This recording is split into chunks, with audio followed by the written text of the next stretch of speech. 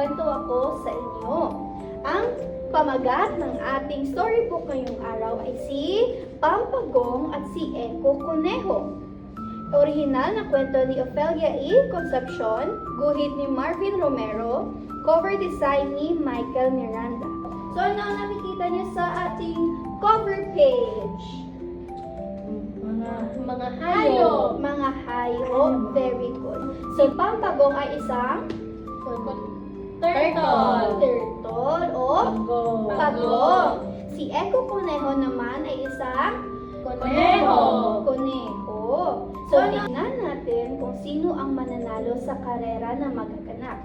Si Eko Conejo ba o si Pampagong? Ready na ba ang lahat na makinig sa kay teacher? Yes, teacher. Very good. Laging iniinis ni Eko Conejo si Pampagong. Wala ka sa akin, mas magaling ako sa'yo, pang-aasar niya. O sino ang laging nangiinis kay Pampagong? Si Eko Conejo. Si Eko Conejo. Mataas akong lumundag at mabilis akong tumakbo. Pagyayabang ni Eko Conejo. Eh ikaw, anong alam mo? Hindi inintindi ni Pampagong si Eko Conejo. Ang mabuti pa ay magtrabaho na tayo para marami tayong mga sulat na ma-deliver, sabi ni Pampagong. Parehong tagapaghatid ng sulat ang dalawa sa Animalandia. O saan sila tagapaghatid ng sulat? Sa Animalandia. Sa Animalandia.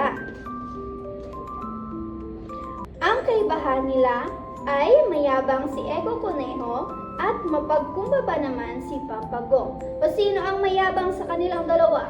Si Eko Conejo. Si Eko Conejo. At si Pampagong naman ay Mapagkumbaba. mapagkumbaba. Very good.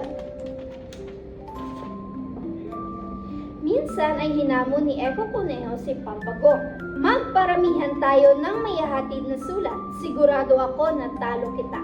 Ang sabi ni Eko Conejo kay Pampagong. Nagulat ang mga hayop nang sumangayon si Pampagong. Sige, sabihan mo ko kung kailan at hindi kita uurungan. Ano ang sinabi ni Pampagong kay Eko Conejo? Hindi kita siya urungan. Very good. Hindi urungan ni Pampagong si Eko Conejo.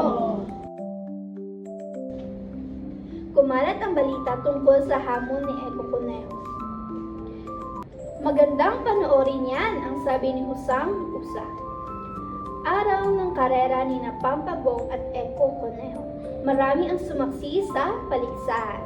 O sa tingin nyo, sino ang mananalo sa kanilang dalawa? Si Pampagong o si Eko Conejo? Si Pampagong. Si Pampagong o si Eko Conejo. Eko Conejo. Bakit si Eko Conejo? Dahil mabilis siyang tumakbo. Dahil mabilis tumakbo si Eko Conejo. O how about you, Mara? Kasi mapagkumbaba sa teacher. Mapagkumbaba si Pampagong kaya mananalo siya sa paligsahan. O tignan natin kung sino ang mananalo sa kanilang dalawa.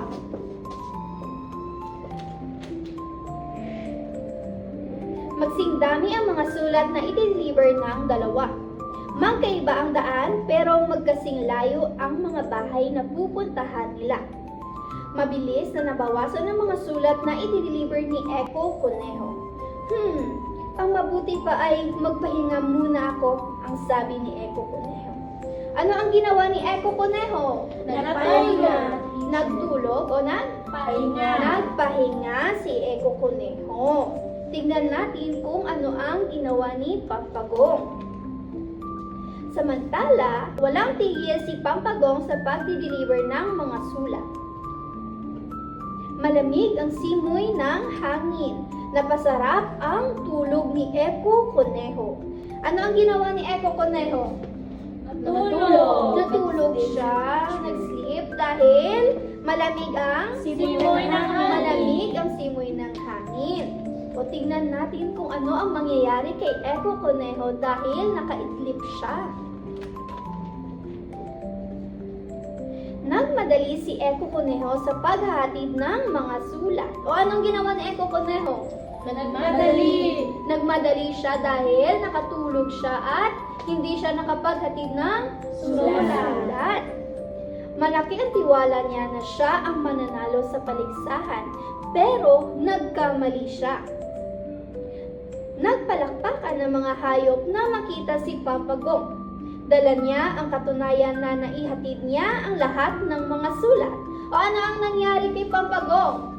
Naihatid niya ang lahat ng sulat. Very good, naihatid ni Pampagong ang mga sulat. At si Pampagong ang Nalo. nanalo. Naging malaking aral kay Eko Kuneho ang nangyari. Mula noon ay hindi na siya nag-iabang. O ano ang nangyari kay Eko Kuneho?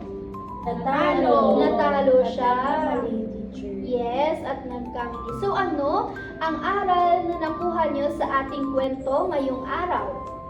Teacher. Yes, Hana? Dapat maging mabait ng teacher katulad ni Pampagong. Very good. Dapat maging mabait sa ating kapwa. O how about you, Mara?